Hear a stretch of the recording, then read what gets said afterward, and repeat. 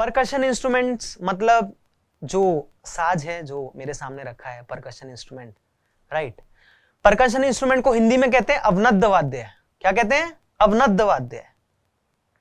अवनद्द वाद्य मतलब membranes instruments. Membranes मैंने आपको बताया स्किन, राइट। तो मेम्ब्रेनस इंस्ट्रूमेंट मतलब the instruments with the skin, and when the sound is being produced by the use of hands, bye striking on the skin by the use of hands, मतलब hands की help से जब instrument को बजाते हैं। Skin है, देख रहे हो आप लोग, स्किन है, ये स्किन है, ये प्रॉपर एक स्किन है, और हम हाथों द्वारा इसको बजाते हैं तो हमारी साउंड प्रोड्यूस होती है, राइट।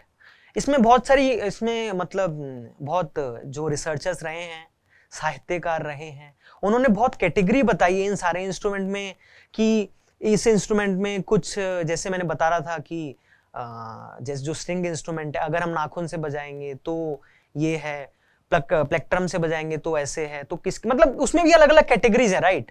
तो वो मैं इतना डिस्कस नहीं करूंगा, इतनी डिटेल में नहीं जाऊँ, वो बहुत डीप स्टडी है। मैं बेसिक आपको समझाना चाहता हूँ परकशन इंस्ट्रूमेंट्स। तो इसमें भी मतलब मेन है कि जब स्किन हो, एक पूरा जो मेटालिक स्ट्रक्चर है, अंदर से जो बर्तन है या वुड है वो अंदर से हॉलो होगी, ऊपर स्किन होगी, और वो रस्सियों द्वारा, ये जो रस्सियां हैं, ये जो रस्सी देख रहे हो आप लोग, रस्सियों द्वारा इसको कसा जाएगा, स्किन को रस्सियों द्वारा कसा जाएगा उस मेटालिक्स के उस बर्तन पे या वुड पे। तो वो परकशन इंस्ट्रूमेंट्स की कैटेगरी में आता है, मतलब अवनद्द वाद्य की कैटेगरी में आता है, ठीक है। अब एग्जांपल्स देखते हैं। एग्जांपल, पहला इंस्ट्रूमेंट तो तबला ही मैं कहूंगा, तबला अवनद्द वाद्य की कैटेगरी में आता है, परकशन इंस्ट्रूमेंट है तबला, राइट। आप देख रहे हो स्किन है, रस्सियों से बंधा हुआ है, ये रस्सियां हैं, ऊपर नीचे आपस में अच्छे से रस्सियों से बंधा हुआ है। ये इसे मैंने पिछली क्लास में बताया था, इसको बद्धी कहते हैं, बद्धी, इसको डोरी, रस्सी कहते हैं, रस्सियों से बंधा हुआ है।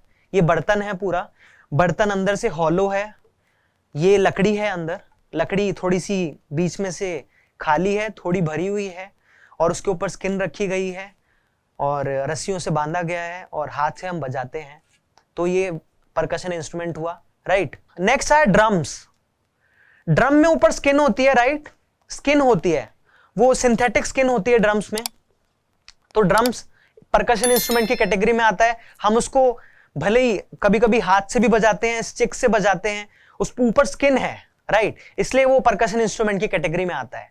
पूरा ड्रम को जो सेट है वो पूरा परकशन इंस्ट्रूमेंट है। Drum is a percussion instrument, right. Drum अवनद्द वाद्य है, ठीक है। फिर नेक्स्ट है पखावज। आप लोग देख रहे होंगे, पखावज पहला इंस्ट्रूमेंट है, पखावज।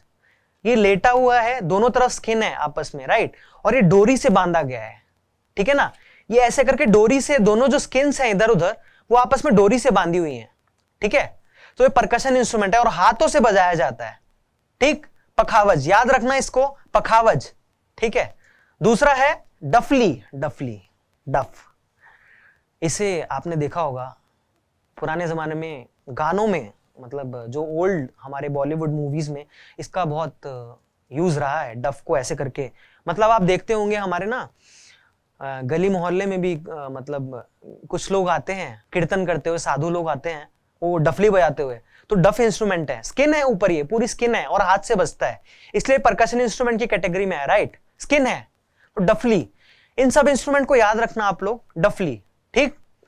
तीसरा है मृदंगम। मृदंगम एक साउथ इंडियन इंस्ट्रूमेंट है, मृदंग कहते हैं इसको, साउथ इंडियन इंस्ट्रूमेंट है मृदंग। आप देख रहे हो दोनों तरफ स्किन है, हाथ से बजाते हैं, इसलिए परकशन इंस्ट्रूमेंट की कैटेगरी में आता है।